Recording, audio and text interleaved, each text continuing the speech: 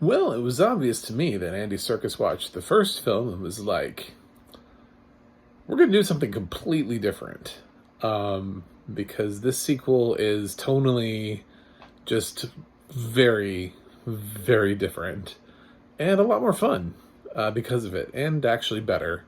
I know a lot of people have blasted this movie, but come on, you have to acknowledge that this version is better than the last one. Um, I'm Mac from MacTheMovieGuy.com, and yeah, this is a review of Venom, Let There Be Carnage. I'm a blind film critic, so we're going to end up getting into audio description. I know this is a late review. I was waiting to pull the trigger on whether or not to VOD this, because I figured it was about time it was going to hit somewhere, like a streaming service or just somewhere, and I wanted to see where it hit, and it ended up hitting Stars, which does not provide audio description. So there was nothing I could do about that. So I on-demanded this movie because it's a Marvel title still, and I still want to see Marvel movies. And honestly, from back when I could see Venom and Carnage, this is huge fan service to me. It feels like the second Ninja Turtles film when they threw Bebop, Rocksteady, Casey Jones, and Krang all in the same movie, and they were like, watch me, and I'm like, yes, thank you finally for making my Ninja Turtles movie the one I'd wanted to see. This feels like the Venom that we should have had in the first film, to be honest.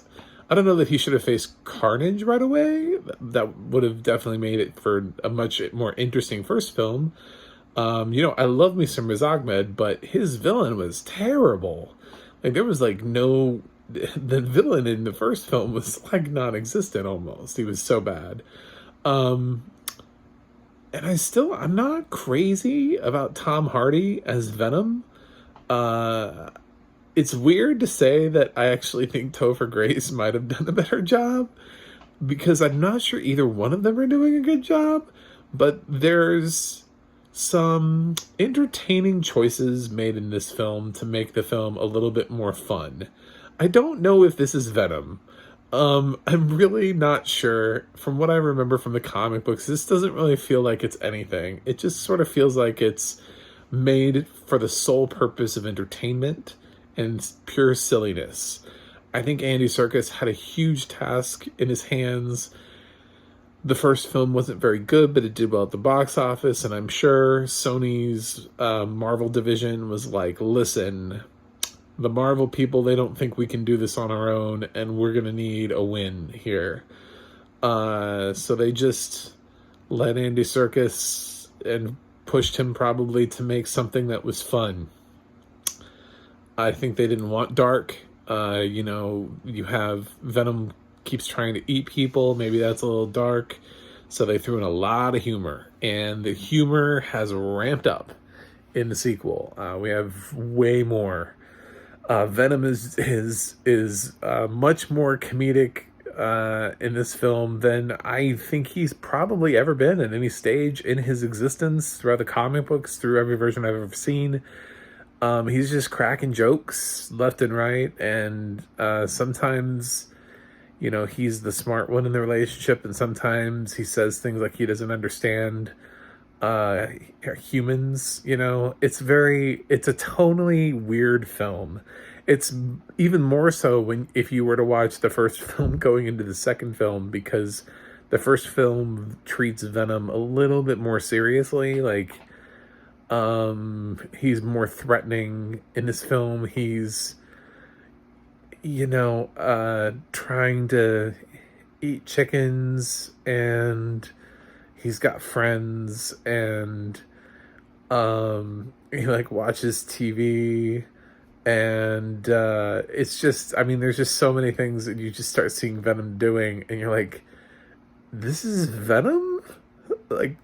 Really? I could totally understand why some people hated this movie. And then Carnage, we get Carnage way too late. We get a lot of Woody Harrelson and not a lot of Carnage. I'm just gonna be honest about that. And then we get this other villain who, out of nowhere, I'm just gonna be honest and say I have no idea who Shriek is as a villain. I don't know how obscure that is, if I'm supposed to know who Shriek was. I feel like I missed everything that Shriek was in. But this story features another villain. So, yeah. So Venom has to fight two people. And the story sucks when it introduces Shriek. Shriek's literally like the film just starts off and Shriek's like, I've got powers. They're going to put me away. And we're like, who are you? What powers? What are you talking about? This is a series that deals with symbiotes. Are you an X-Men? Like, where do your powers come from? Like, I totally... And they never really answered that. They were never really like, oh, this is, yeah, Shriek's a mutant. Or Shriek comes from another planet. Or Shriek just has powers. Just has them. You know? And this is a universe that has not done that. That has not just given people powers just outright. Even really in the greater MCU, they have not quite brought in mutants yet. So everybody sort of has an explanation of how they got their powers or their abilities. You know, like experiments or something. Nobody was just like straight up born with it, but they just don't really explain Shriek well enough. And she's just like, I have powers. and Woody Harrelson's like, I love you. And then like, that's the plot of the movie, is two crazy people trying to reunite. Very, you know, Bonnie and Clyde. I don't know, trying to get back together.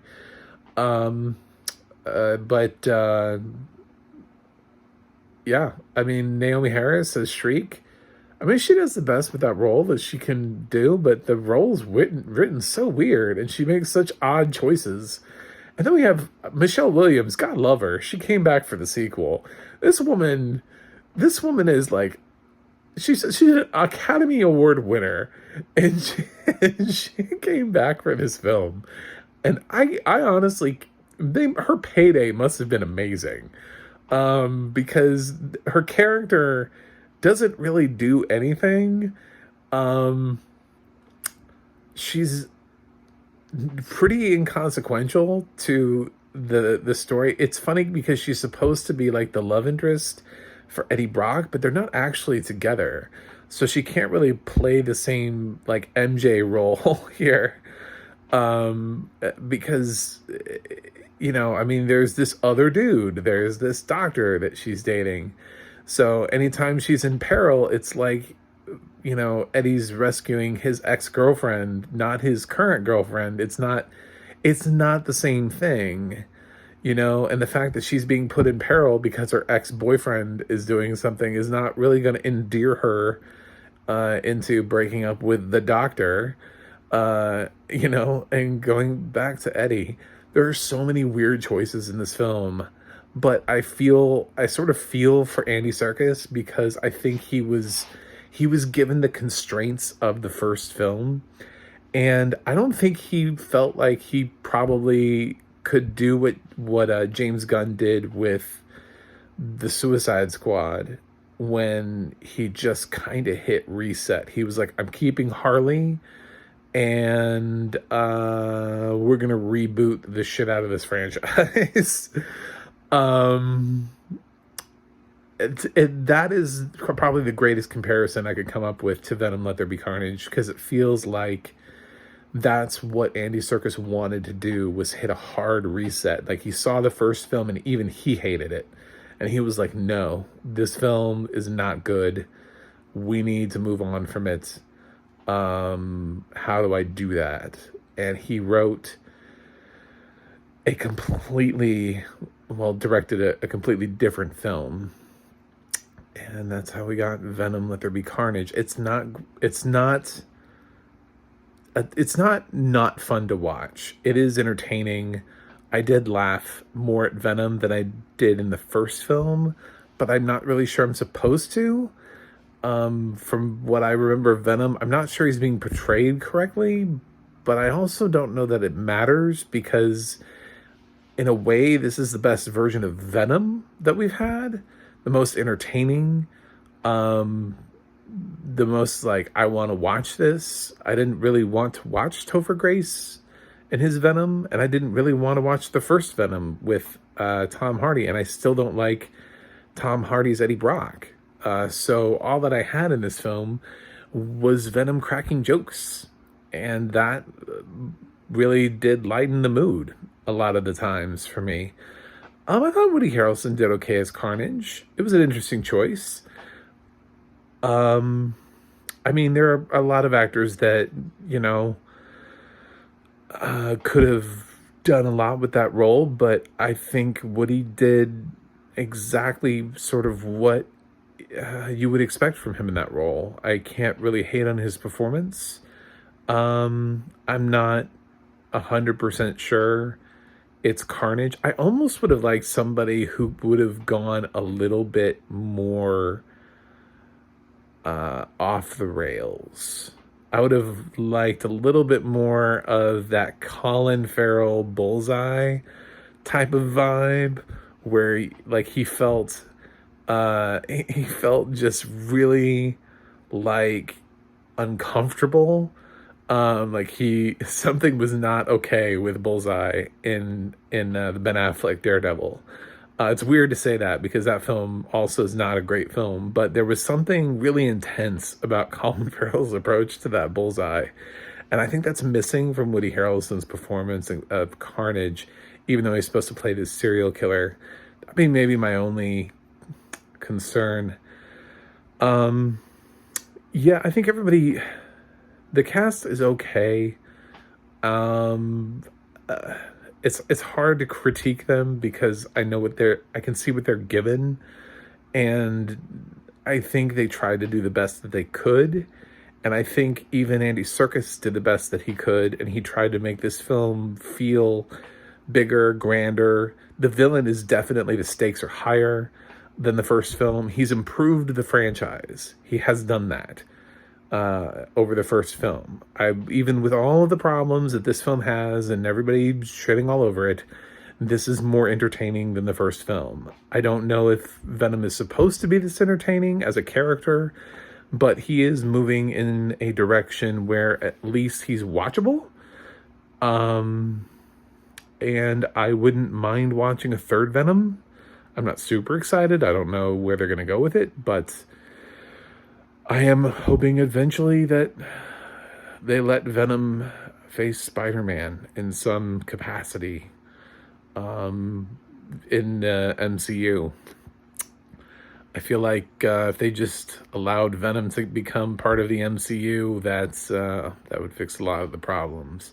So I appreciate what Andy Serkis did. He's starting to course correct, and we'll see what ends up happening in Venom 3. As far as the audio description goes, I thought the audio description was really solid. This is done by Roy Samuelson, who has done a lot of things recently, including Hulu's The Dropout and HBO Max's Our Flag Means Death, which is a huge favorite of mine. So I recognize the voice immediately because I've been watching Our Flag Means Death. And yep, so if you get at least the on-demand version, that's the version you should get. Yeah, I had no problems. I was able to follow all of the action sequences in this film. Sometimes maybe in the writing it's a little hard to tell from a non-visual perspective when Venom has left Eddie's body and when he's just talking. How much of Venom is visible and how much of him is not. Is he just inside his head? Because there's sometimes where like Venom like kind of comes out like he peekaboos, and I'm assuming that all the times he peekabooed we were told, and like a lot of times he's just like talking to Eddie in his head.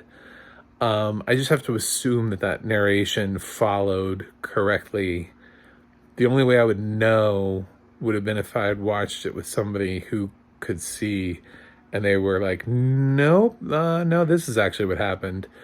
which is what ended up happening the second time I watched Coda, and they were pointing out some of the things that the audio description missed. So as far as I can tell, the audio description is solid, although I would say it's a high degree of difficulty when you have somebody trapped inside of somebody else and you're trying to figure out who is who, especially when Venom can leave Eddie, either partially or entirely. So following that, and then also when Carnage happens, that's the same sort of situation. How is he inside? Is he outside? Is he partially viewed? So because of the symbiotes, it just made it a little bit harder to describe, but I have no proof that the audio description is bad. I always wondered whether or not it was what it was supposed to be, that we got it right every time. So I'm just going to assume that we did, because generally the narration that Roy does is solid narration. So